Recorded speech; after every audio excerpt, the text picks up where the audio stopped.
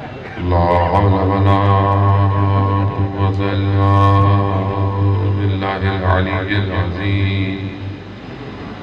حسبنا الله ونعم الوكيل، نعم المولى ونعم النصير. أعوذ بالله من الشيطان الرجيم. بسم الله الرحمن الرحيم.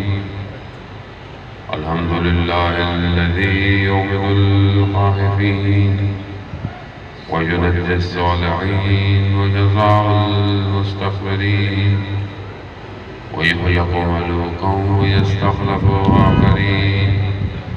والصلاة والسلام على رسول الثقلين محبوب رب المشرقين والمغربين جد الحسن والحسين نبينا سيدنا أبي القاسم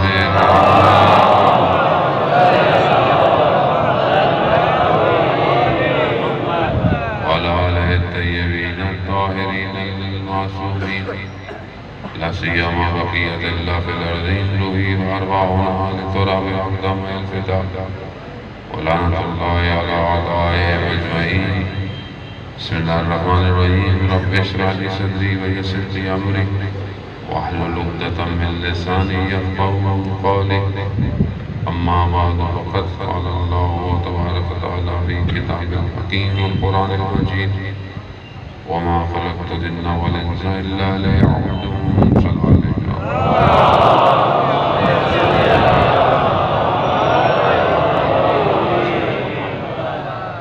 عزیزان محترم بھائیاں، ماہ رجب ہے اور ماہ رجب کی آخری جمعرات ہے. خود ماہ رجب کی اپنی ایک فضیلت ہے اور پھر شب جمعہ کی ایک اپنی فضیلت ہوتی ہے. شب دعا ہے، شب مغفرت ہے. محرومین کے لیے بھی بہت امپورٹنٹ ہوتی ہے کیونکہ وہ بھی اس عالم میں ہماری طرف منتظر ہوتے ہیں کہ ہم یہاں سے کچھ ان کو ہدیہ بھیجیں اور ان کو وہاں پر کوئی آسانی ہو. اس حوالے سے بہت امپورٹنٹ ہے. دوسری ایک بار 26 رجب جو ہے، جو آج کا دن گزرا ہے، وہ ایک روایت کے حساب سے جو ہے رحلت حضرت ابو طالب علیہ السلام بھی ہے ایک تاریخ کے حساب سے، اور ایک تاریخ کے حساب سے شب بعثت بھی ہے آج، اور شب یہاں پر شب معراج بھی منائی جاتی ہے. بہرحال مناسبتیں بہت ساری ہیں، گفتگو بہرحال کا سمیٹ ہوا نہیں کر سکتے، لیکن اتنا ضرور ہے کہ آج کی رات اعمال ضرور ہیں، وہ آپ غفلت سے مت کیجیے گا. 12 رکعت نمازیں ہیں اور مفاتیح الجنان کھول کے دیکھ لیجیے گا، اس کے اندر آج کی رات کے اعمال ہیں، بہت امپورٹنٹ ہیں. اور اعمال جو ہے وہ معصومین سے ہم تک پہنچے ہیں. تو یہ تھوڑی راتیں ہوتی ہیں، اور خاص طور پہ جو روزہ ہے کل کا، وہ چند 4 روزوں میں سے کوئی ایک خاص روزہ ہے جو سال میں ہمیں ملتا ہے رمضان کے علاوہ. تو کوشش کریں، بہرحال اتنی گرمی تو نہیں ہے فی الحال، اور کوشش کریں روزہ رکھیں. جن کے قضا روزے ہوئے وہ واجب کی نیت سے رکھیں، کیونکہ قضا جس کے ہوں وہ مستحب روزہ نہیں رکھ سکتا. اسے اپنے قضا کی نیت کرنی پڑے گی، مستحب کا ثواب بھی اسے ملے گا. جس کے بعد ماشاءاللہ روزے قضا نہیں ہے وہ مستحب کی نیت سے روزہ رکھے. یہ فضیلتیں ہیں. بہرحال روایت میں ویسے بھی آیا ہے کہ جو رجب کے آخری 3 روزوں کو رکھتا ہے، موت کا وقت اس کے لیے آسان ہو جاتا ہے.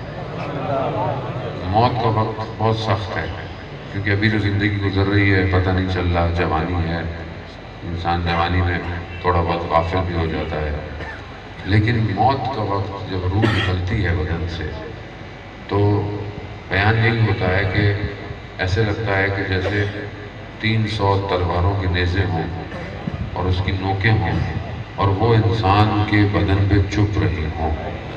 انسان سوئی برداشت نہیں کرتا. عام زندگی میں سوئی چپ جائے کتنی تکلیف ہوتی ہے، کوئی کانٹا چپ جائے تکلیف ہوتی ہے.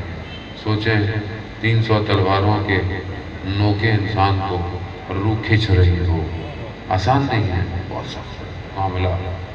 تو یہ روزے جو رکھے گا اس کو موت کے وقت پہ ایسا کوثر پلایا جائے گا کہ اس کی روح بڑے آرام سے اس کے بدن سے نکل آئے.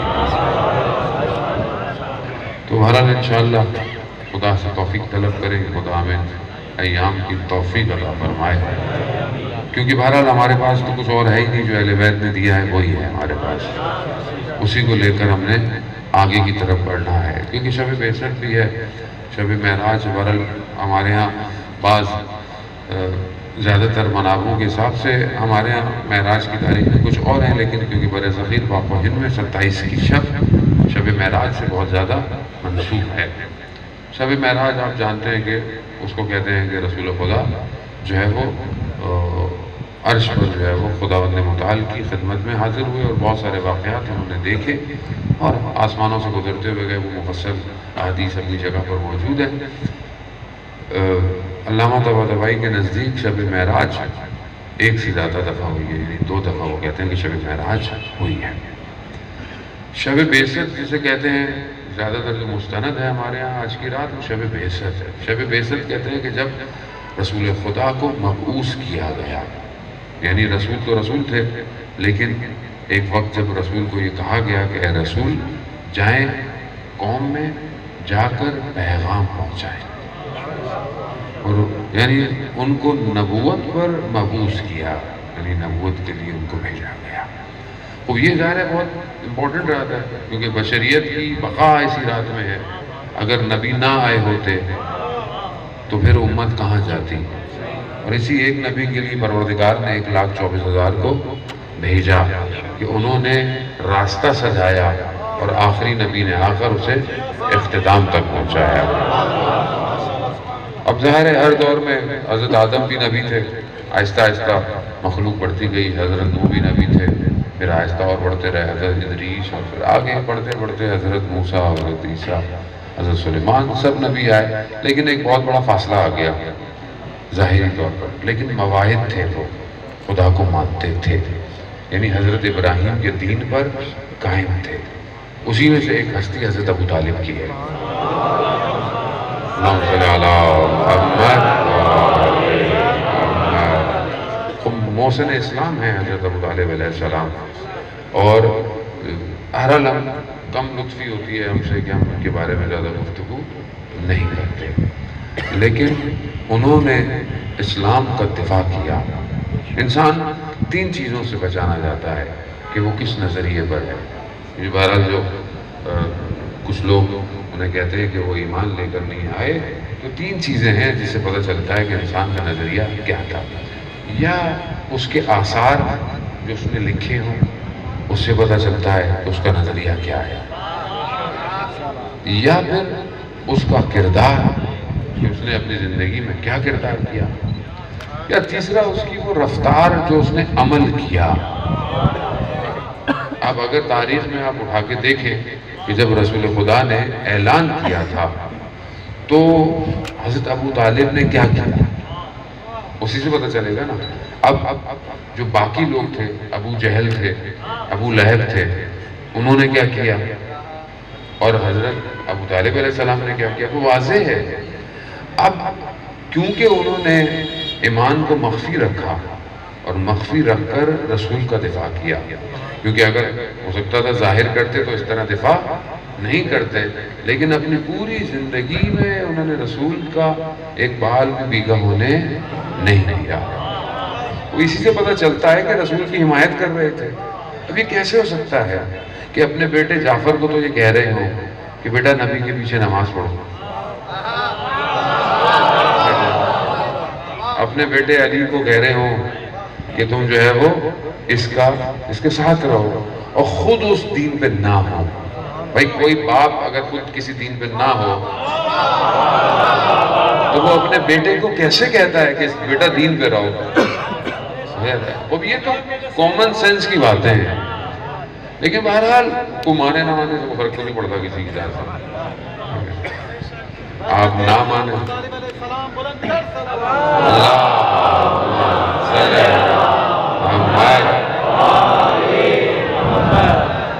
اصل میں مسئلہ حضرت ابو طالب کا نہیں ہے، مسئلہ حضرت علی علیہ السلام کا.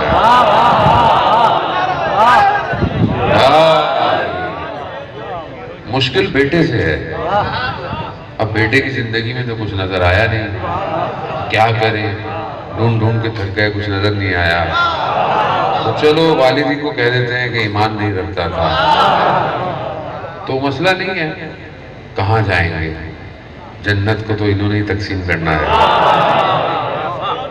تو یہاں عزیزان محترم، یہاں بہت ضروری ہے کہ انسان، اور بہرحال یہ گفتگو انسان تعامل سے، پیار سے، ادب سے، طریقے سے، بغیر کسی کی اہانت کیے، بغیر کسی کچھ کیے، اپنا موقف انسان کو بیان کرنا چاہیے، پیار سے کرے، تو مان جائے بسم اللہ، نہیں مانے اس کی اپنی قسمت، کوئی فرق نہیں پڑتا عزیزان محترم۔ زبردستی نہیں ہے دین، لا اکراہ فی الدین ہے، دین میں زبردستی نہیں ہے، جبر نہیں ہے، دین اخلاق سے پھیلا ہے۔ رسول خدا حضرت محمد مصطفیٰ صلی اللہ علیہ وسلم،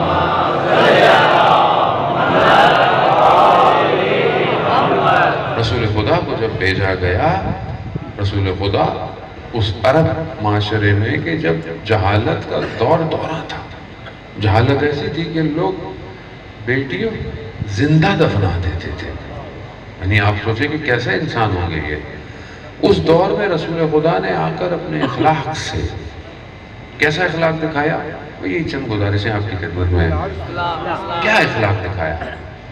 خود جو ہے وہ امام موسیٰ کاظم علیہ السلام،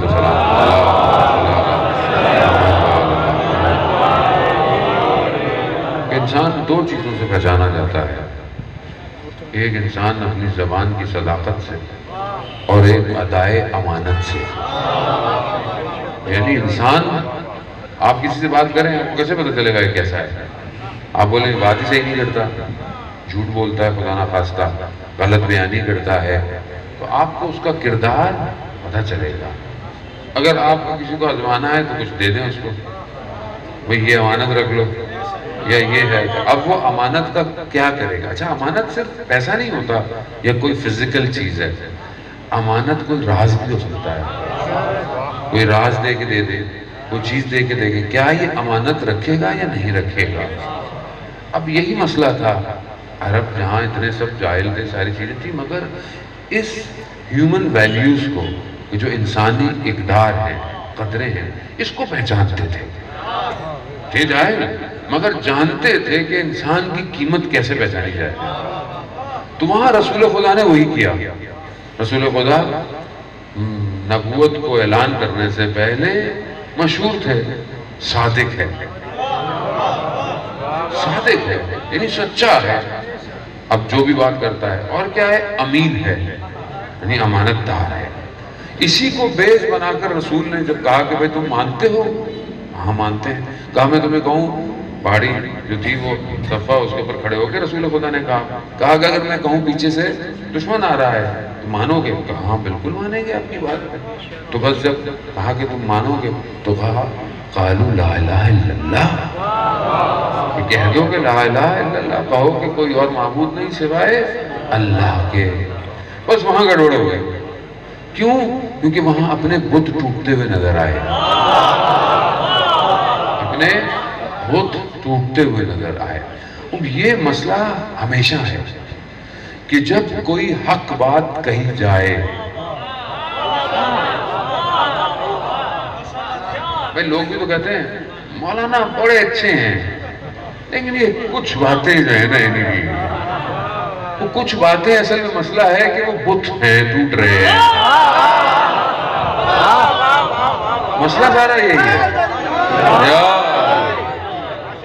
بھئی صحیح ہے، اچھے ہیں، اچھی باتیں کرتے ہیں، فضائل پڑھتے ہیں، مسائل، لیکن کچھ مسائل ہیں۔ بھئی کیا مسئلہ ہے؟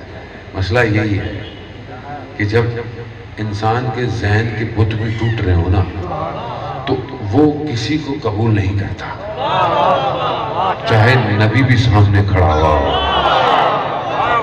بت توڑ دیں، بت ایسے ہی عزیزان محترم، وہاں بت تھے مکہ کے اندر، ان کو پتا تھا کہ اگر یہ اللہ کو مان لیں گے تو ان کا کیا ہوگا اور یہ ہماری روزی روٹی کا کیا ہوگا۔ اب میں یہاں بڑے طویل لفظوں میں کہوں گا کہ یہاں بھی کچھ باتیں حق کہو تو پھر پبلک کی روزی روٹی کا کیا ہوگا؟ یہی ہوگا نا، جب آپ حق کی بات کریں گے، حق کے نظام کی بات کریں گے، یا یوں کہیں مرضیت کی بات کریں گے، تو پھر بہت سارے لوگوں کو بولا ہماری دکان کا کیا ہوگا؟ بھئی ہم نے بھی تو سسٹم بنایا ہے، ہمارا بھی تو معاملہ چل رہا ہے، ہم بھی تو پیر مرید مرشد اور پتہ نہیں کیا کیا ہے، تو ہمارا بھی مشکل ہو جائے گی، تو کیا کرو؟ بھئی قبول ہی نہیں کرو، انکار کر دو۔ اصل ان کو دشمن ہے یہ، عزاداری کے دشمن کر دو ان کو، یعنی سب لگا دو تاکہ عام پبلک کو پتہ ہی نہ چلے، وہ سننے ہی نہ آئے۔ عزیزان محترم، خب یہ ظاہر ہے معاشرہ پورا آشوب ہے۔ میں بہت پیار سے کوشش کرتا ہوں کہ سینسیٹیو باتوں کو کہہ دوں، کسی کی اہانت کیے بغیر، خدا نہ خواستہ کسی کو، ہمیں کیا کسی سے لینا دینا، ویسے بھی ہمیں تو اپنے مولا سے ہے سب کچھ۔ اگر امام راضی ہو سب راضی ہے، امام راضی نہیں تو فائدہ دنیا راضی ہو، اور اگر امام کی راہ میں گردن بھی کٹ رہی ہے تو بسم اللہ۔ جب سید الشہداء نے گردن دے دی، سردار نے گردن دے دی، ارباب نے گردن دے دی، تو ہماری گردنوں کی اوقات ہی کیا ہے؟ ہماری ماؤں نے تو شاید ہمیں پیدا ہی اس لیے کیا ہے کہ یہ بھی اسی راہ میں کچھ تو دیں۔ تو عزیزان محترم، خود بیست نبوت کے اہداف سمجھنے کی ضرورت ہے کہ اللہ نے نبیوں کو بھیجا کیوں؟ بھئی ابھی تک تو آپ نے امامت سنی ہوگی، انشاءاللہ کہ سنی ہوگی، میں نے کہا تھوڑی نبوت سنا دوں آپ کو کہ پروردگار کو کیا ضرورت ہے، کیا ضرورت تھی نبی کو بھیجتے؟ بھئی لوگ تھے، آتے چلتے کھاتے پیتے خود ہی کر لیتے کچھ نہ کچھ، نہیں، جو تو خدا خالق ہے، خالق جانتا تھا کہ یہ جو میری مخلوق ہے اس کو کیسے چلانا ہے۔ بالکل ایسے ہی ایک سادی سی مثال ہے کہ جب کوئی کمپنی پروڈکٹ بناتی ہے، کوئی مشین بناتی ہے، کوئی کمپنی فون بناتی ہے، اب پہلے فون جو تھے وہ بٹنوں والے تھے، جب فون اسکرین والا آیا تو اس پہ بٹن نیچے ہوتے تھے، اب پھر بٹن سائڈ پہ آ گئے، پھر فون آئے بٹن ہی نہیں ہے، تو اب ظاہر ہے اس کو استعمال کرنے کا طریقہ کمپنی بتائے گی نا، ورنہ آپ کہاں ہے، بٹن ہی نہیں ہے تو کہاں سے دبائیں گے؟ آپ کو کون بتائے گا بھائی کہاں دبانا ہے، کہاں سے جانا ہے؟ وہ تبھی پتہ چلے گا کہ جو بنا رہا ہے وہ اپنے ساتھ کچھ دے، یا کوئی الیکٹرانک کا سامان خریدتے ہیں آپ، یہ ساؤنڈ سسٹم ہے، برحال اس کے چلانے کا طریقہ ہے، اب آپ میں سے ہر کوئی تو اس کو چلا نہیں سکتا، ظاہر ہے جو اس کا ایکسپرٹ ہے اس نے بھی سیکھا ہوگا کہیں نہ کہیں سے، تو کمپنی اپنا مینول دیتی ہے، مینول یعنی ایک دفترچہ، ایک فلائر دیتی ہے کہ بھائی ایسے دبائیں، اپنی مرضی سے سوچ لگایا، کمپنی ذمہ دار نہیں ہے۔ خدا نے بھی اس مخلوق کو بنایا ہے، وہ جانتا ہے اس کے بٹنوں میں کیا مسائل ہیں، یہ کہاں بہک جائے گا، یہ کہاں لڑکھڑائے گا، یہ کہاں خطائی کرے گا، یہ کہاں غلطیاں کرے گا، تو اب کون بتائے اسے؟ آپ بولیں جی دنیا میں انسان ترقی کر گیا ہے، ابھی کیا ضرورت ہے، انسان ترقی کر گیا ہے، اب تو ایسی ایسی مشینیں ہو گئی ہیں، انسان کے دل میں کیا مسئلہ ہے، رگوں میں کیا مسئلہ ہے، سر میں کیا مسئلہ ہے، C T scan, X ray, دنیا کی مشینیں ٹیسٹ کرائیں، لیبارٹری، خون، یہ وہ پتہ نہیں کیا کیا نکل آتا ہے، تو انسان تو ترقی یافتہ ہے۔ انسان جتنی ترقی کر لے، جتنی مشینیں بنا لے، مگر ایسی مشین نہیں بنا سکتا جو یہ بتائے کہ اس کے اندر بغض کتنا ہے،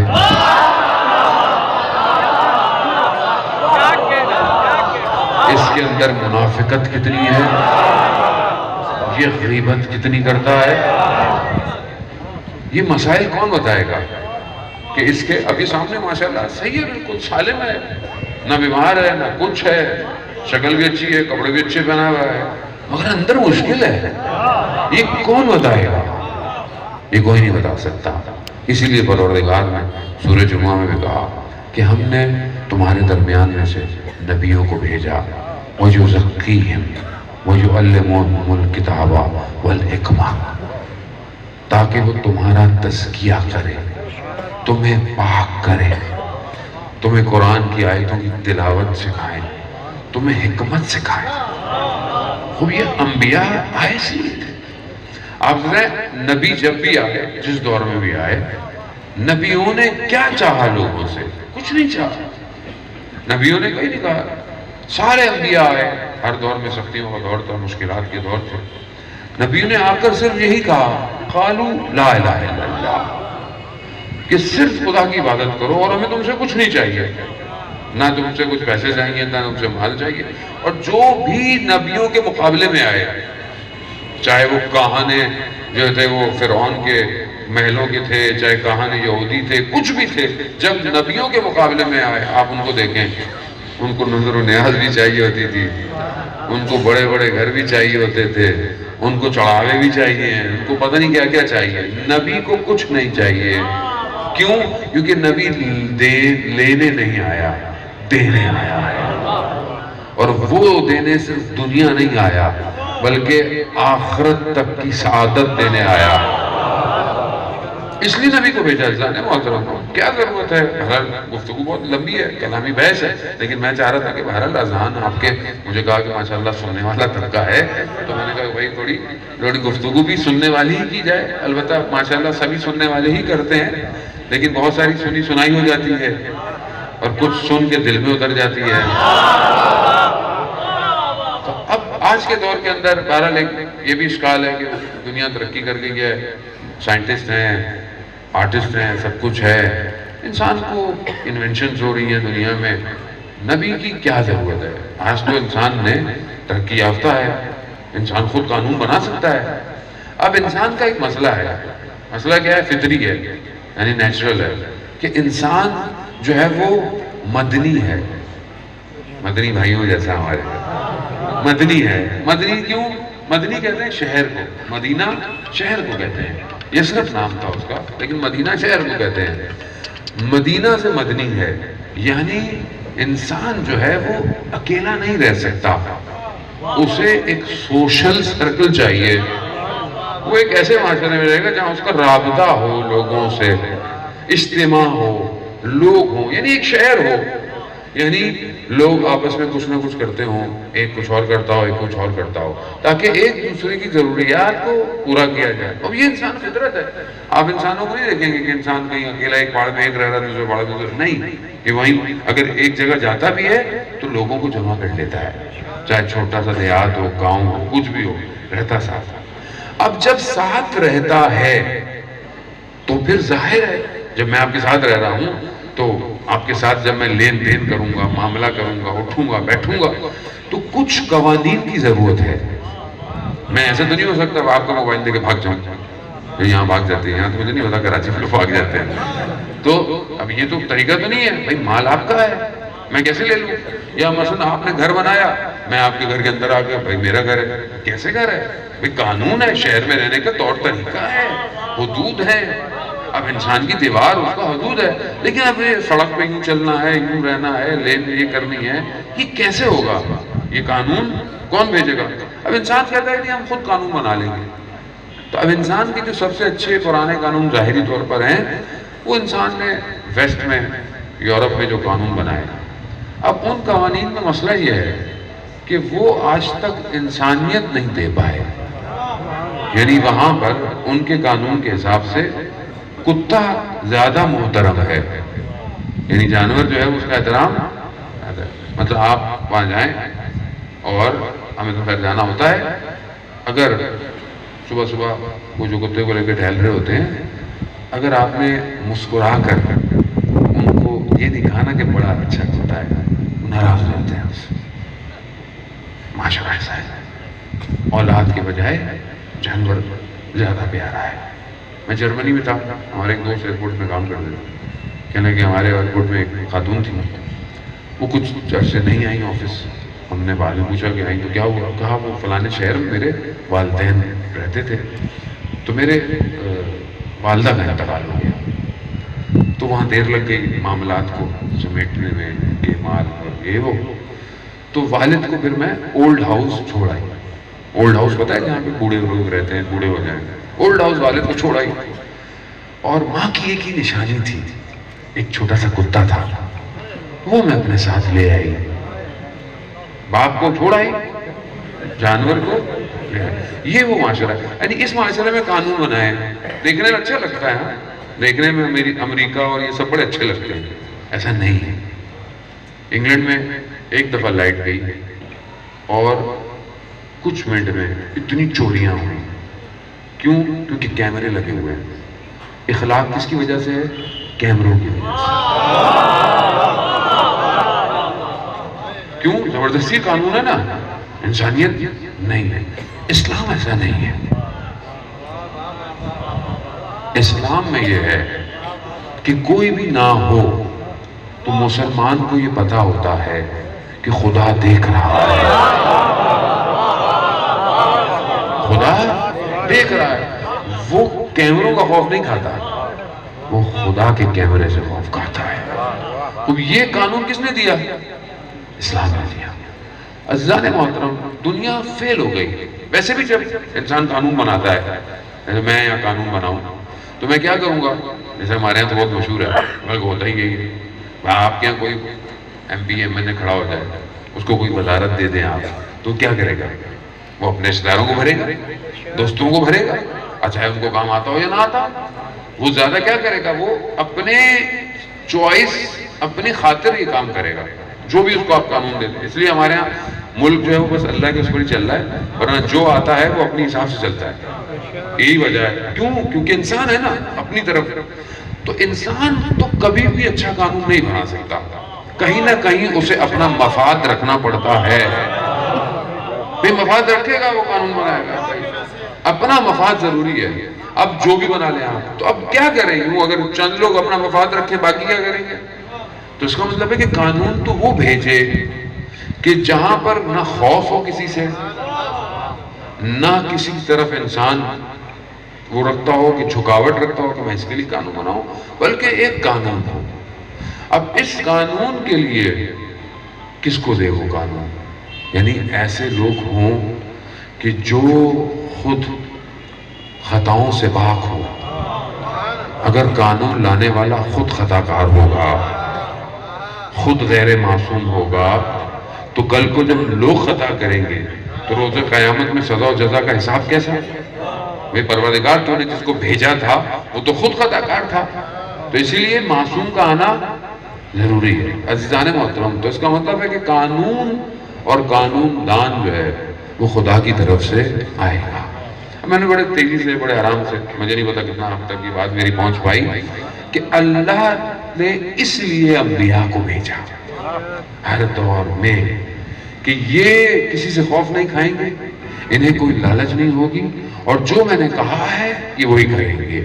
اور یہی کیا انبیاء نے، یہی کیا. سب انبیاء یہی کرتے آئے.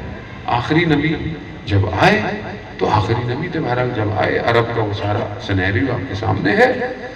جب رسول آئے تو حتیٰ رسول کی ولادت میں بھی، اور اس کے بعد جب ان کو نبوت مبعوث کیا گیا تو کہتے ہیں کہ شیطان نے چیخ ماری ہے. کیوں؟ کیونکہ آخری نبی آ گیا، آخری ہادی آ گیا. شیطان کو ظاہر ہے مشکل ہو گئی، پریشانی ہو گئی، لیکن شیطان کو اتنی اجازت مل گئی کہ وہ امت میں نفوذ کر سکتا ہے. جب رسول پیدا بھی ہوتے تو حضرت جبرائیل نے اسے مکہ آنے سے روک دیا تھا شیطان کو. تو کہا کہ نہیں، تم یہاں نہیں جا سکتے. کہا میں ان میں جا سکتا ہوں. کہا تم ان میں نفوذ نہیں کر سکتے. کہا پھر کہا ان کی امت میں کر سکتے ہو. تو یہ خوش ہو کے شیطان چلا گیا، اور اس دن سے شیطان اپنے کام میں لگ گیا تھا، مصروف ہو گیا. یہی وجہ ہے کہ جب شب ہجرت رسول جب مکہ چھوڑ رہے تھے، اس سے پہلے جب یہ سب بیٹھے ہوئے تھے تو اب ان کو پریشانی تو تھی کہ کیسے جو ہے وہ اس ابو طالب کے بھتیجے کو روکے، کیونکہ حضرت ابو طالب جب تک تھے تو بڑی ڈھال تھی، اب وہ تو چلے گئے، اب کیسے روکے. تو یہ سب سردار جمع تھے، کیونکہ یہ جانتے تھے کہ یہ بنی ہاشم، بنی قریش، بنی ہاشم یہ چھوٹا قبیلہ نہیں ہے، حملہ نہیں کر سکتے، اٹیک نہیں کر سکتے. اب کیا کیا؟ تو ایسے میں ایک بوڑھا شخص آیا ان کے پاس جو انہوں نے پہلے نہیں دیکھا تھا. اس نے کہا کہ دیکھو تم سارے قبیلے والے بیٹھے ہو، ایک ایک شخص ہر قبیلے سے شامل کرو اور پھر جا کے اس کو ختم کر دو. اب اتنے سارے قبیلے ہوں گے تو تم سارے قبیلوں سے وہ نہیں لڑیں گے. انہوں نے دیکھا کہ پلان تو بڑا زبردست ہے، کیونکہ پلانر ابلیس تھا، وہ شیطان تھا، وہ آیا۔ اب بس میں آپ کو ایک نقطے تک لے کے جانا چاہتا ہوں، آہستہ آہستہ تحمل کے ساتھ سنیے گا اور نتیجہ اخذ کرنے میں جلدی نہیں کیجیے گا۔ ابلیس نے بڑی پلاننگ کی، ابلیس پہلے سے بہت پلانر تھا، اس سے بڑا پلانر کوئی نہیں ہے، میں آپ کو پہلے بتا دوں۔ ہم لوگ شیطان کو تو کسی کھاتے میں سمجھتے ہی نہیں ہے نا، شیطان کیا ہوگا؟ قرآن کیا کہہ رہا ہے؟ عدو مبین ہے تمہارا، یعنی آشکار ترین سخت ترین دشمن قرآن کہہ رہا ہے۔ حتیٰ مولا متقیان حضرت علی ابن ابی طالب علیہ السلام، اللہم صلی علی محمد وعلی محمد، امام فرماتے ہیں کہ شیطان کا لشکر جو ہے صرف ایک مومن کے مقابلے میں 2 عرب کے بڑے قبیلوں کے برابر ہے، ایک مومن کے مقابلے میں۔ یعنی اگر میں مومن ہوں تو میرے مقابلے میں جو عربوں کے 2 بڑے قبیلے ہیں نا، اتنا بڑا شیطان کا لشکر میرے مقابلے میں ہوتا ہے ہر وقت، ہر وقت۔ اور اگر میں کامیاب ہو جاؤں ان کو ہرانے میں تو مولا کہتے ہیں کہ شیطان خود اترتا ہے لڑنے کے لیے، آسان نہیں ہے۔ ہمیں تو پتہ ہی نہیں ہے شیطان ہے بھی کہ نہیں ہے۔ اور بریکٹ میں مشہور واقعہ شیخ مفید کا، کہ میں تھوڑا آپ کو بتا دوں کہ شیطان ہے کیا، کیونکہ ہمیں شیطان شناسی تو ہمارے ہیں ہی نہیں نا، ہم تو سمجھتے ہیں سب بھائی لوگ ہیں چلے جائیں گے۔ بھائی شیطان ہے، قرآن جب کہہ رہا ہے انبیاء کے مقابلے میں آیا ہے تو ہے، تو اس کو سمجھنے کی ضرورت بھی ہے کہ آج کہاں ہے۔ ہمیں تو سب میٹھی میٹھی باتیں کرتے ہیں ممبر سے، جب میٹھی باتیں کرو گے تو شیطان تو نظر ہی نہیں آئے گا، تو شیطان بھی ہے آج۔ اب کہاں ہے وہ؟ بہرحال آپ آخر میں جہاں تک پہنچ جائیں آپ کی مرضی۔ شیخ مفید کا واقعہ، شاگرد کہتا ہے کہ میں سو رہا تھا، میں نے رات کو خواب میں دیکھا کہ شیطان ہے اور اس کے پاس زنجیریں ہیں، بڑی بڑی موٹی موٹی زنجیریں ہیں اور پتلی موٹی پتلی۔ تو میں نے اس سے پوچھا کہ یہ کیا ہے؟ کہا کہ جتنا مضبوط آدمی ہوتا ہے اتنی مضبوط میری یہ زنجیر، یعنی ہماری زبان میں کیا کہیں سرائکی میں سنگل، میرے خیال میں سنگل، جو لنگر بھی لگتے ہیں نا جہازوں کے بڑے بڑے، وہ جتنا بڑا ہوتا ہے دھاگے سے تو نہیں رکے گا جہاز، ظاہر ہے بڑا ہوتا ہے، اسی طرح جتنا جو مضبوط چیز ہوگی اس کو اتنا بڑا سنگل چاہیے۔ اب اس نے کہا کہ یہ کیا ہے، یہ اتنا بڑا کس کے لیے، سب سے بڑا؟ کہا جیسا آدمی کا ایمان ہے اسی حساب سے میں اس کو یہ ڈالتا ہوں۔ تو کہا یہ سب سے مضبوط والا کس کے لیے؟ کہا یہ تمہارے استاد شیخ مفید، لیکن اس نے یہ بھی توڑ دیا، اس نے یہ بھی توڑ دیا۔ بڑا پریشان ہو، کہا تو اچھا میرے لیے کیا ہے؟ شاگرد تھا، کہا تم جیسے لوگوں کے لیے مجھے ضرورت ہی نہیں ہے، تم ویسے ہی میرے ہو۔ یعنی کنایا کہ کچھ لوگوں کو ڈالنے کی ضرورت کچھ نہیں ہے، وہ ہوا کے جھونکے بھی شیطان کی طرف چلے آتے ہیں۔ یعنی کیا؟ یعنی خدا نہ خواستہ موبائل میں ایک تصویر آ گئی، انسان گناہ کر بیٹھتا ہے، روڈ پہ چلتے ہوئے نامحرم نگاہ پڑ گئی، انسان بہہ جاتا ہے۔ یہاں کمزور ہے نا، کمزور ہے۔ خوب وہ صبح اٹھ کے گیا استاد کی خدمت میں، کہا میں نے ایسا ایسا خواب دیکھا ہے۔ استاد نے کہا کہ ہاں صحیح ہے۔ کہا واقعہ کیا ہوا تھا؟ کہا کہ کچھ دن سے گھر میں فاقہ تھا، تو میرے پاس پیسے تو تھے نہیں، میرے پاس وجوہات تھیں، یعنی کچھ خمس کے پیسے تھے، میرے نہیں تھے، خمس کے تھے، ظاہر ہے اس کو پہلے جہاں استعمال کرنے تھے، لیکن کچھ تھا نہیں۔ تو میں نے سوچا کہ خمس میں سے قرض لے لو، ان پیسوں میں سے قرض لے لو، جب آئیں تو دے دینا، وہ بری بات نہیں ہے۔ کہتے میں یہ لے کر بازار گیا، دکان کے کونے تک پہنچا تو مجھے یہ خیال آیا کہ اگر میں ابھی مر جاؤں،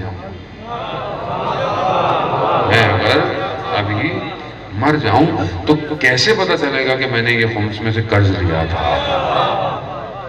کہا میں پھر واپس آ گیا، بس وہ حالانکہ حرام کام نہیں ہے، ظاہر جتنا بڑا مرتبہ ہوتا ہے اس سے مکروہات کی طرف شیطان جاتا ہے، تو یہ شیطان نے تو کہا انہوں نے کہ میں نے توڑ دیا۔ اور جانے مطلب وہاں پہ شیطان آیا اور ان سارے قبائل کو بولا کہ یہ کرو۔ اب یہ پلانر پہلے سے ہے، یہ ظاہر ہر نبیوں کے مقابلے میں آپ کو بتایا آیا ہے، ہر جگہ آیا ہے۔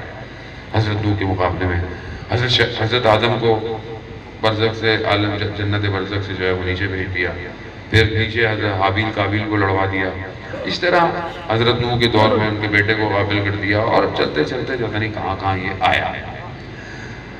اب یہ آخری وہ تھا کہ جو اس نے اتنی محنت کی تھی، وہ محنت اس کو اڑتی بھی نظر آ رہی تھی۔ ظاہر ہے یہ نبی جو آ گیا ہے یہ آخری نبی ہے، اب یہ زندہ ہے جب تک، اور اس نے اپنا پیغام پورا کر دیا تو بڑا مسئلہ ہو جائے گا۔ بھئی یہ شیطان کو ظاہر پرابلم ہے کہ اس نے تو بھٹکانا ہے نا، اس نے پوری طاقت لگائی، آ کر اپنے آپ کو تیار کیا کہ جاؤ مار دو، رات کو جا کے نبی کو مار دو، کوئی تم سے کو پوچھے گا نہیں، سارے قبیلے ہو یہاں پوری، یعنی یہ پوری پلاننگ ہے شیطان، طاقت پوری طاقت پوری پلاننگ کے ساتھ شیطان کے کرندے نبی کو مارنے پہنچے، اور جب پہنچے تو انہیں یہ نہیں پتا تھا کہ نبی کو بچانے کا انتظام خدا پہلے ہی کر چکا ہے۔ یعنی یوں تو یہ کنایا تھا کہ نبی کی جان بچ گئی، لیکن خدا یہ بتانا چاہ رہا تھا کہ تم نہ سمجھو کہ ہم نبوت پہ کام ختم کر دیں گے، نبوت ختم ہو جائے گی، ہم امامت کو شروع کرنے والے ہیں، ہم امامت کو شروع کرنے والے ہیں، ہم ولایت کو پہنچانے والے ہیں، یہ پہلا تمہارا حربہ ہے، آؤ تمہیں پہلے ہی دکھا دے کہ بستر پر سوتا کوئی نہیں ہے، یہاں پر صرف اللہ کا ولی آئے گا۔ یہی وجہ تھی کہ پروردگار نے افتخار کیا حضرت جبرائیل پر، حضرت میکائیل پر کہ دیکھو ایک بھائی اپنے بھائی کی خاطر اپنی جان کو خطرے میں ڈال کر بیٹھا ہوا ہے۔ یہی تو تھی وہ قرآن کی آیت ہے کہ اللہ سے مرضیاں خرید لی گئی۔ عزیزان یہ پہلا جھٹکا لگا شیطان کو، یعنی اسے سمجھ نہیں آیا تھا کہ ایسا ممکن ہوگا کہ بستر پر سونے والے کو پتہ ہی نہیں چلے کہ نبی ہے یا علی ہے، اور وہ گھروں کے باہر بیٹھے رہے، ان کو یہی نہیں پتا چلا کہ نبی کب چلے گئے۔ یہ پہلا جھٹکا تھا۔ یہ آپ ہمارے لیے کیونکہ تاریخی بات ہے نا، اور ہم تو یہ بات کہتے ہیں اور خوش ہوتے ہیں اور آگے نکل جاتے ہیں، یہ عام بات نہیں ہے۔ یہاں انہوں نے پوری طاقت لگائی تھی کہ مکہ میں کام ختم کر دیں تاکہ یہ سسٹم ہی نہ بنے آگے۔ یہ آسان نہیں تھی، مگر یہاں الہی نظام تھا، اس الہی نظام کو الہی بچا سکتا تھا، اسی لیے اللہ نے اپنے ولی کو بھیجا، جاؤ علی۔ اب آپ سوچیں، رسول صدیق امین صادق بھی ہیں اور امانت دار بھی ہیں۔ اب اگر رسول کسی کو اپنی امانتیں دے جائے، بھائی پوری دنیا رسول کو کہے کہ بھائی یہ صدیق ہیں، یہ صادق ہیں، یہ امانت دار ہیں، بھائی ہم امانتیں دے کے جا رہے ہیں۔ اب اگر رسول کسی کو یہ امانتیں دے کے جائیں، علی یہ امانتیں واپس کر دینا، تو وہ کتنا بڑا امین ہوگا، وہ کتنا سچا ہوگا۔ اب یہی تو سمجھانے کی ضرورت ہے جانے مطلب، وہ رشتہ داری تھوڑی ہے کسی کی، ٹھیک ہے میں سید ہوں، رشتہ داری تو کہیں نہ کہیں سے ہے، یہ اپنا رسول اللہ ہوں، لیکن اصل دین میں اور حق میں رشتہ داری نہیں ہوتی ہے۔ حق ہے، یہ حق ہے جو بول رہا ہوتا ہے۔ یہاں یہ نہیں ہے کہ میں کسی کو چاہتا ہوں، چاہت بھی ظاہر ہے، انسان کا وجود جو ہے وہ مانوس ہے اس چاہتوں سے جسے کائنات چاہتی ہے۔ جب انسان اپنے آپ کو صاف کر دے نا، پاک کر دے، تو خود بخود اس ولایت کی طرف بڑھنا شروع ہو جاتا ہے۔ اور خدا نے قرآن میں اس لیے کہا کہ ہم نے نجاست کو ان سے دور کیا ہے۔ کیوں کیا ہے؟ کیونکہ نجاست قریب نہیں آ سکتی ان کے۔ اگر ہم بھی چاہتے ہیں کہ یہ ولایت ہمارے وجود میں پیوست ہو جائے تو ہمیں اپنے آپ کو پاک کرنے کی ضرورت ہے۔ عزیزان محترم، بہرحال یہ واقعہ ہوتا ہوا اور آگے کی طرف جو ہے وہ بڑھتا رہے، وقت بہت تیز بڑھ جاتا ہے، پتہ ہی نہیں چلتا۔ ظاہر ہے ویسے بھی محدود اوقات میں کہاں ان کی گفتگویں سما سکتی ہیں۔ یہ تو وہ ہے کہ میں قرآن کی ایک آیت پڑھ رہا تھا، آپ کے ذوق کی نظر کرتا ہوں، سورہ زمر کی آخری آیت ہے، 75ویں آیت ہے. اس میں ہوتا ہے کہ ملائکہ جو ہیں وہ عرش کے نیچے یعنی عرش کے پاس کھڑے ہوئے خدا کی فرشتے تسبیح اور تمجید کر رہے ہیں، خدا کی تسبیح اور تمجید کر رہے ہیں. میں نے تفسیر الکلام میں اس آیت کی جب ذیل میں پڑھا تو روایت تھی انس سے کہ رسول خدا حضرت محمد مصطفیٰ صلی اللہ علیہ محمد وآل محمد، رسول خدا فرماتے ہیں کہ میں جب معراج پہ گیا تو آسمانوں پہ ہوتے ہوئے جا رہے تھے تو عرش پہ نگاہ ڈالی تو دیکھا کہ حضرت علی تسبیح اور تمجید کر رہے ہیں. تو رسول نے کہا جبرائیل کیا علی میرے سے پہلے پہنچ گیا ہے؟ کیا علی میرے سے پہلے ہے؟ کہا نہیں، میں آپ کو یہ خبر دینا چاہتا ہوں کہ عرش جو ہے وہ علی علیہ السلام کی زیارت کا بڑا مشتاق ہے. مشتاق یعنی اشتیاق رکھتا ہے، چاہتا ہے، اب یہ طلب ہے، یعنی عرش کی یہ طلب ہے کہ علی کو دیکھا جائے وہاں پہ. تو ظاہر ہے وہ تو ابھی نہیں ہے کیونکہ علی تو نیچے ہیں، تو خدا نے ایک فرشتہ بنایا ہے جو علی کے چہرے کے جیسا ہے اور وہ تسبیح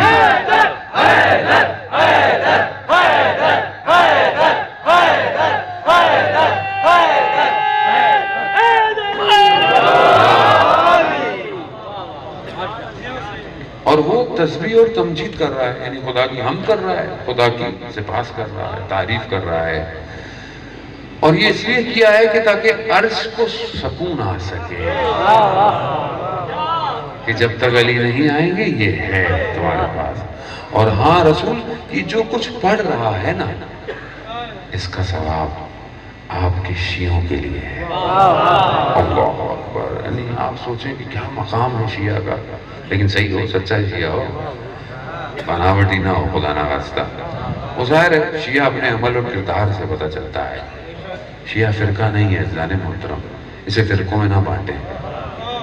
شیعہ ولایت کی کیفیت کا نام ہے، وہ کسی بھی فرقے میں ہو سکتی ہے، چاہے وہ اہل سنت ہو، چاہے وہ بریلوی ہو، چاہے وہ کوئی بھی ہو، چاہے وہ غیر مسلم ہی کیوں نہ ہو. ایک ایسی کیفیت کہ جو ولایت کی طرف ہو. تعصب نہیں رکھنا چاہیے انسان کو، دل کشادہ ہونا چاہیے، کیونکہ جنت میری نہیں ان کی ہے. اور جسے چاہیں جنت میں بلا رہے ہیں، آپ کیوں کنجوس بن رہے ہیں؟ فلانا نہیں جائے گا. بھائی آپ کچھ دعا کریں، چلا جائے، کیا ہے چلا جائے، تھوڑی بات میں چلا جائے. عزیزان محترم بہرحال اب یہ معاملہ چلتا رہا. میں ظاہر وقت بہت تیزی سے بڑھ گیا، مجھے آگے بھی جانا ہے، پھر دیر ہو جاتی ہے روز.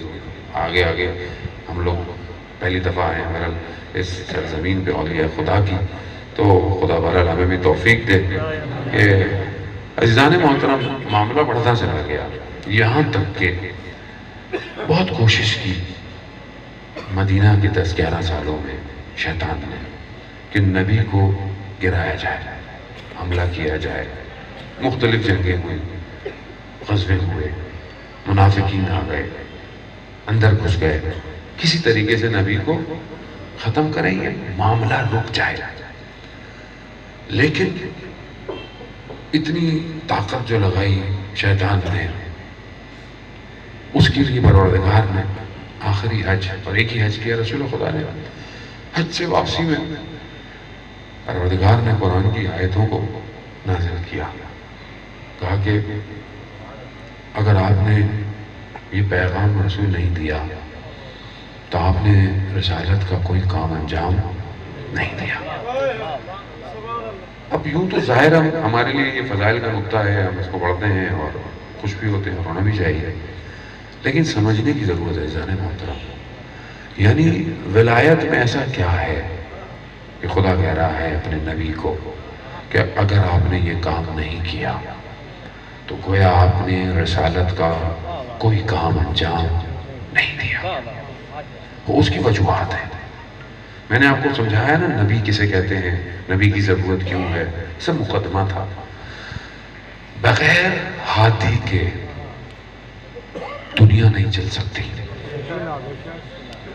نبیوں کو بھیج دیا، اب نبیوں کا سلسلہ ختم ہو گیا۔ اب جب یہ ختم ہو گیا تو دشمن خوش تھے، شیطان خوش تھا، بھائی نبی تو چلے گئے، اب تو یہ آئیں گے نہیں، اب تو جو کرو ان کو بھٹکاؤ۔ نہیں، 1,24,000 کی عمارت بنائی پروردگار، ایک بلڈنگ بنائی، اس کو پورے طول زمان میں سجایا، ٹھیک ہے، اب اس کو پورا کر کے چھوڑ دے، لوگوں کو چھوڑ دے۔ ہاں بھئی ایک امام بارگاہ بنا دیں چھوڑی سی، آپ چھوڑتے نہیں ہیں، بولے یار ایک کمیٹی بنا لو، ایک ٹرسٹ بنا لو، ایک انجمن بنا لو، کچھ بنا لو، کیوں؟ بھئی اس کی حفاظت کرے، خرچہ پورا کرے، ساری چیزیں کرے، ورنہ یہ تو یوں ہو تو ہر کوئی آئے کوئی چلے جاؤ، خیال ہی نہ کرے گا۔ تو یہ تو انسان پتہ ہے نظام چاہیے۔ تو یہ کیسے ہو سکتا تھا کہ ہم شہر بنائیں، میونسپل بنائیں، گھر بنائیں، بلڈنگ بنائیں، ایک بڑی سی، اس کے لیے تو ایک آرگنائزیشن ہو جو اس کا خیال رکھے، اور اللہ اتنا بڑا سسٹم بنا کے دے اور چھوڑ دے انسان کو؟ کیسے ہو سکتا ہے؟ کیسے ہو سکتا ہے؟ ضروری ہے یہ کہ کوئی تو ہو، اور وہ کوئی کون ہو؟ ظاہر ہے میں اور آپ تو ہو نہیں سکتے۔ میں اور آپ ہوں گے تو میں پہلے آپ کو بتا چکا ہوں کہ اگر میں اور آپ ہوں گے تو کیسا قانون بنائیں گے؟ تو پھر کون ہو جو قانون بنائے؟ ان الاولیاء، اللہ کا ولی ہونا چاہیے۔ انما ولیکم اللہ، اللہ تمہارا ولی ہے، رسول تمہارا ولی ہے، اور کون ہے؟ وہ جو رکوع کی حالت میں زکوٰۃ دیتے ہیں۔ تو اللہ کہہ رہا ہے کہ یہ تمہارے ولی ہیں۔ ولی کے معنی دوست کے نہیں ہیں۔ اللہ قرآن کی آیتیں تمہاری دوستی کے لیے نہیں اتار رہا، اللہ قرآن کی آیتیں سعادت کے لیے اتار رہا ہے۔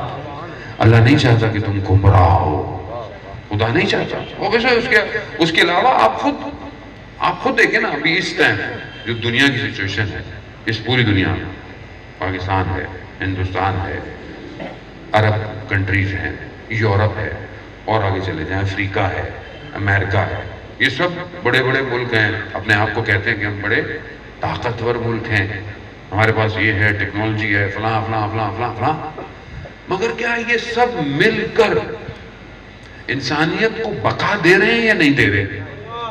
آپ کے سامنے ہے نا، یہ تو آپ کو ضرورت نہیں ہے، آپ اپنے آپ ماشاءاللہ سمجھدار ہیں، خبریں دیکھتے ہیں، سب کچھ دیکھتے ہیں۔ امریکہ میں کتنے لوگ، ملین لوگ بھوکے ہیں، سڑکوں پہ سوتے ہیں، اپنے ملکوں کو وہ نہیں دے رہا۔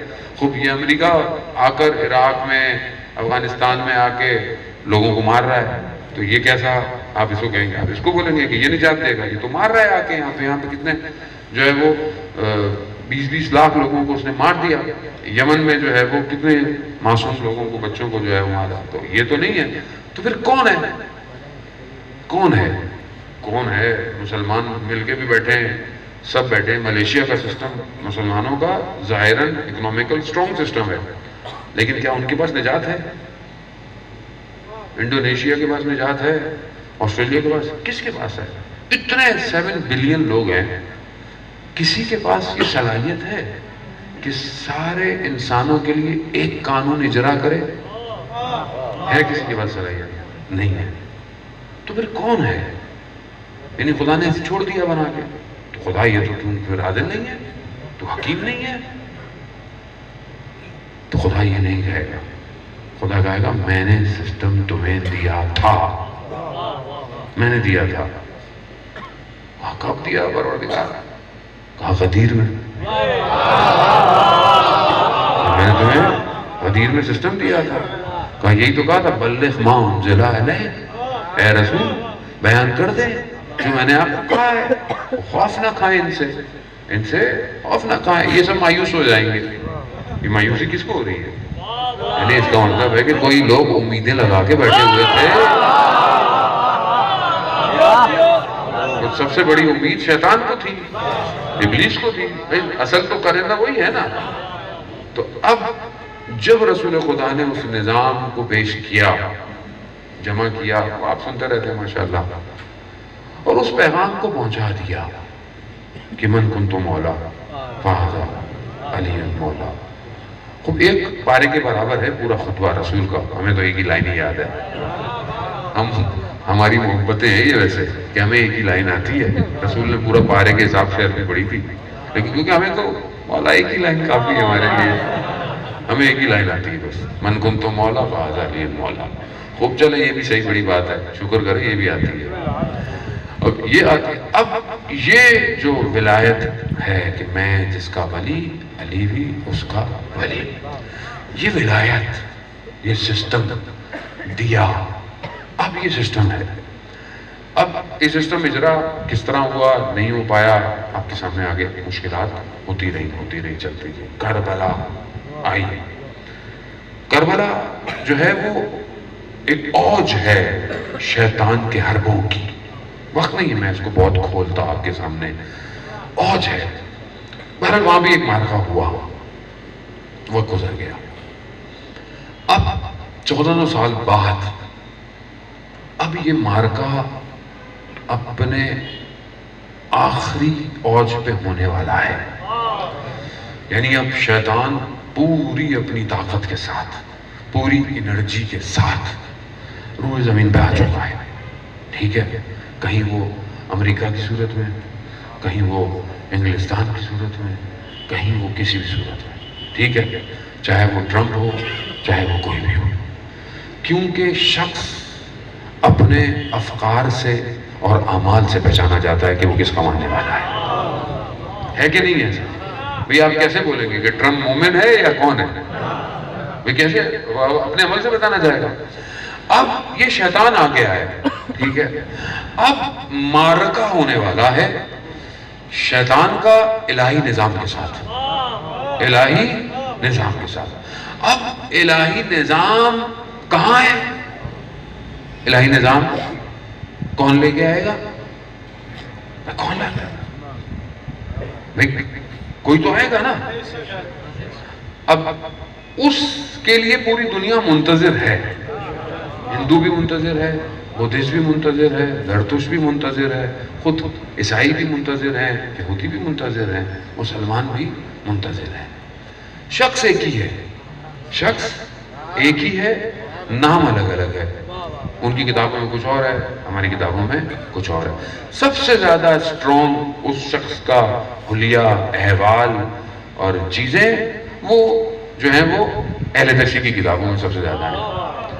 اہل سنت اہل تشیع کتابوں میں صرف فرق اتنا ہے کہ اہل سنت کہتے ہیں کہ وہ پیدا ہوگا، اہل تشیع کہتے ہیں کہ وہ پیدا ہو چکا ہے. تو اس سے کوئی فرق نہیں پڑتا. شخص ایک ہی ہے، پیدا ہوگا یا پیدا ہو چکا، اس سے کوئی فرق نہیں پڑتا. آنا اس نے ہے. اب آپ مجھے نہیں پتا کہ آپ سمجھ پائے کہ یہ معرکہ کتنا بڑا ہے. یعنی مکہ کی اس رات سے شروع ہوا، چند قبیلوں کے لوگ آئے اللہ کے ولی کو مارنے، وہاں سے شروع ہوا ہے، یہاں پہ آ پہنچا. کتنا بڑا معرکہ ہو گیا اس ٹائم. اب اس ولی کو جو غیبت کے پردے میں ہے، غیبت کے پردے میں ہے نا،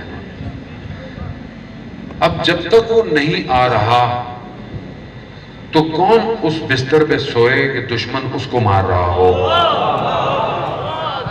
میں کنائے میں بہت بڑی بات کہہ گیا ہوں. بھائی کوئی تو ہو کہ جو یہ سمجھتے ہو، وہ شیطان یہ سمجھتا ہو کہ یہ اس کا ماننے والا ہے، یہ اس کا چاہنے والا ہے اور یہ اس کے لیے تیاریاں بھی کر رہا ہے. تو شیطان کیا کرے گا؟ اس کو مارے گا نا، حملہ کرے گا. تو مجھے آپ بتائیے، سچے دل سے بتائیے، لوگوں کی باتوں میں بڑے آرام سے ہم آ جاتے ہیں. اب یہ مجھے بتائیے، پوری دنیا کی دشمنی اس ٹائم کس نظام سے ہے؟ کس نظام سے ہے؟ مجھے آپ نظام بتا دیں، میں ایمان لے آتا ہوں. آپ بتا دیں کہ کہیں سکھر میں کوئی نظام ہے، کہ روڑی میں بیٹھا ہوا ہے، کوئی پاکستان میں کہیں اور ہے، کوئی پہاڑوں پہ ہے، کوئی امریکہ میں ہے، کوئی ملیشیا میں. کون سا نظام ہے کہ جس کے مقابلے میں پورا دشمن اکٹھا ہوا ہے؟ کون سا ہے؟ کیوں ہے؟ کیوں ہے؟ بھائی سب سے دوستی ہے ان سے بھی کر لو. نہیں، یہ اس نظام کے لیے اپنے سینوں کو چوڑا کر کے کھڑے ہوئے ہیں. امام تقدیر نہیں پہنچنے دیں گے. یہ ہے نظام ولایت. جانے کو تو سمجھنے کی کوشش کریں. میں نے بڑی محنت سے آپ کو سمجھایا ہے. یعنی اس نظام کے لیے سینوں کو چوڑا کر کے کھڑے ہیں. یہی تو وجہ ہے. یہی تو وجہ ہے. یہاں ایک اتنا بھاری ہے کہ اس کی تصویر سے بھی کانپتے ہیں. ایک اتنا بھاری. آپ ایسے کر لیں. ہم تو حقیقت پہ بات کریں گے. آپ قاسم سلیمانی کی تصویر فیس بک پہ ڈال لیں. آپ کا اکاؤنٹ بند نہ ہوئے ایک ہفتے کے لیے، ایک مہینے کے لیے، تو مجھ سے پوچھئے گا کیوں بھائی چلا گیا. اب تو خوف. کہا کہ یہ ایک ایسا ہے تو ان کے 313 کیسے ہوں گے. ان کے 313 کیسے ہوں گے. اور یہی تو مسئلہ ہے سارا. نظام یہی بناتا ہے. نظام بناتا ہے قاسم سلیمانی کہ جس کے وجود سے داعش کانپ اٹھتی ہے. دور سے دیکھتی ہے تو کانپنا شروع ہو جاتی تھی. دوربینوں میں دیکھتی تھی کہ خط مقدم پہ کون ہے. جیسے ہی قاسم سلیمانی نظر آیا نا خط مقدم پہ ٹہل رہا ہے، اور وہ اتنا جیدار تھا، اس نے کبھی بھی جو ہے وہ بلٹ پروف جیکٹ نہیں پہنی. کہا کہ آپ کیوں نہیں پہنتے؟ کہا میں ان کو اس قابل ہی نہیں سمجھتا. میں ان کو اس قابل ہی نہیں سمجھتا. اور واقعاً وہ اس قابل تھے ہی نہیں. وہ تو اس کو دیکھتے تھے ان کے کانپنے شروع ہو جاتے تھے ہاتھ. بھئی حقیقت پر مبنی ہے ساری باتیں. یہی کمال تھا. 40 سال اس نے. کسان کا بیٹا تھا. میں صرف آپ کو ہی بتانا چاہ رہا ہوں. آپ میں نہ سمجھیں کہ آپ یہاں گاؤں ہے، دیہات ہے، ہم کچھ نہیں کر سکتے. کسان کا بیٹا تھا. کسی یونیورسٹی میں نہیں پڑھا تھا، لیکن 40 سال اپنی زندگی کے، جو 40 سال تھی، زندگی تو لمبی تھی لیکن 40 سال اسلام کے دفاع میں خرچ کیے، دین کی تبلیغ میں خرچ کیے، وقت کے امام کی حکومت سازی میں خرچ کیے. حکومت بنائی. 4 ملکوں پہ حکومت کرتا رہا وہ ایک شخص خالی. یہ ہے ولایت کا نظام. یہ ہے کہ جسے صحیح طرح ممبر سے بھی لوگ نہیں بیان کرنے دیتے. ادھر ادھر کی باتیں کر کے لوگوں کا وقت چلا کے چلے جاتے ہیں. یہ ہے نظام. دیکھیں خود سوچیں کہ جو نظام آپ کے حال کو صحیح نہیں کر سکتا وہ آپ کی آخرت کو کیسے صحیح کرے گا. اگر آپ کہتے ہیں نا کہ جی یہ ولایت ہے، وہاں مولا شفاعت کریں گے، جام کوثر دیں گے، لیکن ایسے کیسے ہو سکتا ہے کہ وہ نظام یہاں آپ کی حالت کو صحیح نہ کرے؟ تو اس کا مطلب ہے کہ آپ نے نظام کو قبول ہی صحیح طرح نہیں کیا. تو بس اس نظام کو قبول کریں انسان محترم. اس نظام کو سمجھیں. دشمن آئیں گے، آتے ہیں، کوئی مسئلہ نہیں ہے. بہت سارے لوگوں کو اصل پتہ ہی نہیں ہے، صحیح طرح بتایا ہی نہیں گیا. لوگ سمجھتے ہیں کہ یہ ایسے ہیں. آپ نے دیکھ لی طاقت مرجعیت کی.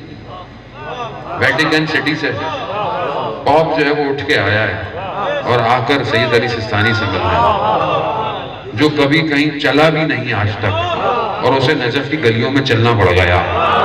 کیوں؟ کیونکہ علی کے شیعہ کا گھر ایسا تھا.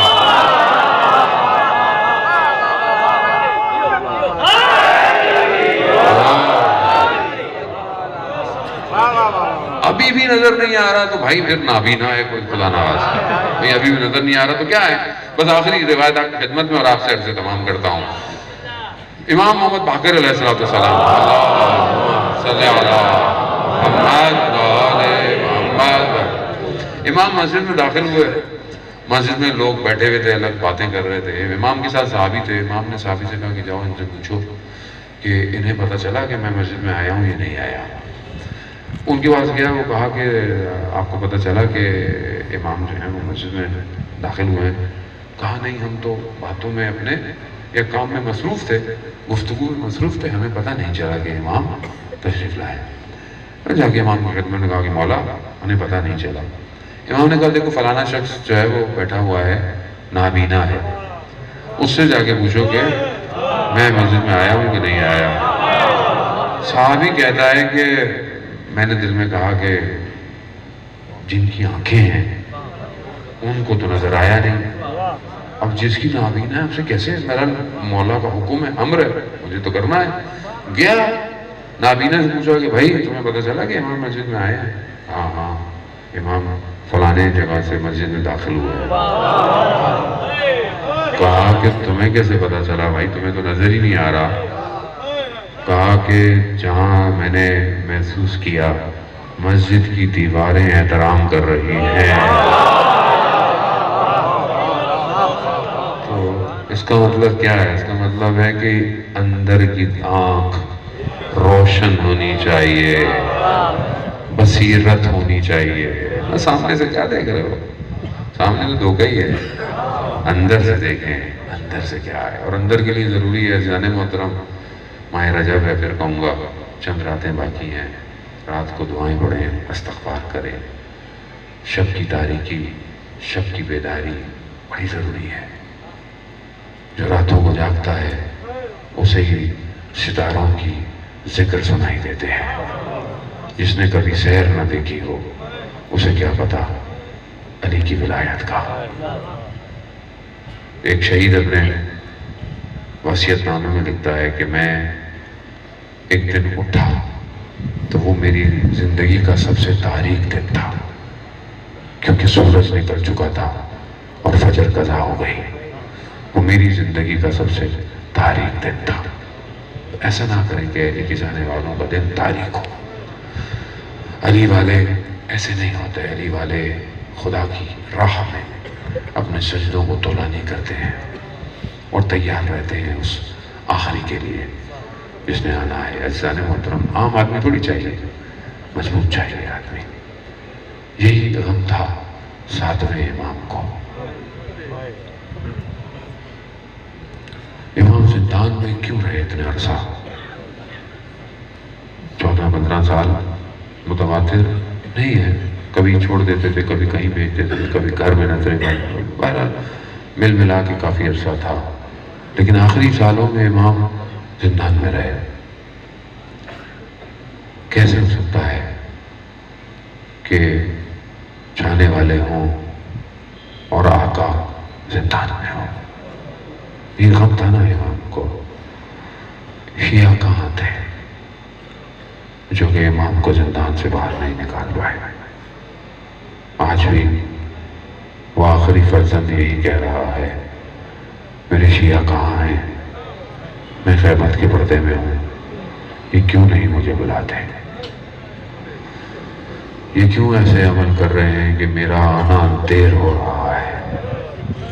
ایسا نہیں ہے امام نہیں چاہتے، امام چاہتے ہیں آنا، امام آنا چاہتے ہیں. ایک واسطے سے ہمیں ساتھ بتا رہے تھے کہ ماہ رمضان تھا کسی سال کا اور وقت کے امام سے ملاقات ہوئی. انہوں نے دیکھا کہ امام کی آنکھیں بڑی چھوٹی چھوٹی ہوئی ہیں. کہا مولا آپ کی آنکھوں کو کیا ہو گیا؟ کہا گریہ کرنے کی وجہ سے. کہا مولا کیوں گریہ کرتے ہیں؟ کہا مجھے کسی اور سے تو امید نہیں ہے، مجھے انہی سے امید ہے جو الجل کی دعائیں کرتے ہیں. لیکن جب ان کے اعمال مجھ تک پہنچتے ہیں تو میں گریہ کرتا. عزیزان محترم، اگر امام کو خوش نہیں کر سکتے نا تو امام کو رلائے نہیں. وہ ویسے ہی بہت گریہ کرتا ہے حسین پر. یہی تو خوبی ہے کہ امام حسین پر وقت کا امام صبح اور شام گریہ کرتا ہے. شب جمعہ ہے، شب زیارت امام حسین بھی ہے. روحیں آج کربلا کی طرف ہیں. خدا آپ سب کو، ہمیں سب کو زیارت نصیب فرمائے. عزیزان محترم، امام زندان میں رہے اور زندان بڑا تاریک تھا، زندان بہت تنگ تھا. وہ حالت تھی آخری زندان کی کہ میرے مولا نے خود اپنے مبارک لبوں کو ہلایا اور خدا کی بارگاہ میں کہا پروردگار، تو جو درختوں کو زمین میں اگاتا ہے، تو جو خون سے غذاؤں کو پیدا کرتا ہے، پروردگار مجھے اس زندان سے آزاد کر دے، آزاد کر دے. خلصنی، مجھے نکال دے اس سے. اتنا تنگ زندان تھا کہ امام کھڑے نہیں ہو سکتے تھے. چاہنے والے باز آئے زندان کے قریب، کہا کہ ہمیں امام کی زیارت کرا دو، کہا ممکن نہیں ہے۔ آخری جو زندان والا شخص تھا بہت سخت ہے، سندھی بہت شخص اور بہت سخت دل انسان تھا، بہت شکنجہ کیا اس نے امام کے اوپر۔ کہا اجازت نہیں ہے، کہا کچھ کرو، کہا یہ ایک سوراخ ہے، اس سوراخ سے دیکھو، بس یہ بتا سکتے ہیں۔ انہوں نے سوراخ سے دیکھا زندان میں، انہیں کچھ نظر نہیں آیا۔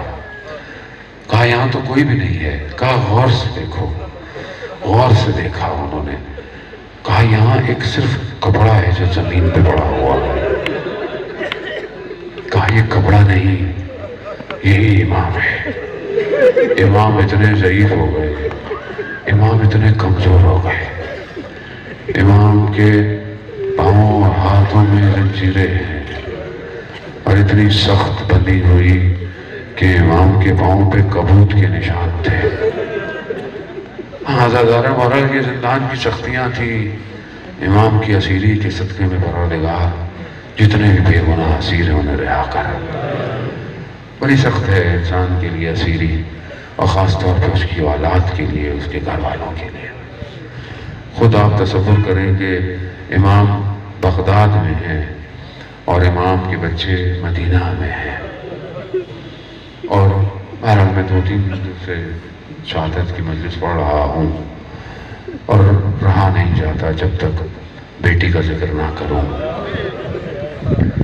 امام کی بھی بیٹیاں ہیں کافی، لیکن بہرحال ایک بیٹی جو ہے وہ بہت زیادہ، اور خدا آپ سب کو ہمیں توفیق دے معصوم حکم کی زیارت کی۔ وہ بیٹی مدینہ میں ہے اور نہ جانے باپ کو کب لے کے گئے۔ اسی دن سے بیٹی تو انتظار کر رہی ہے نا کہ بابا واپس آئیں گے، لیکن کئی سال گزر گئے، بابا واپس نہیں آئے۔ اس درد کو وہ سمجھ سکتا ہے جس کی اپنی بیٹی ہو اور وہ گھر سے باہر جاتا ہو۔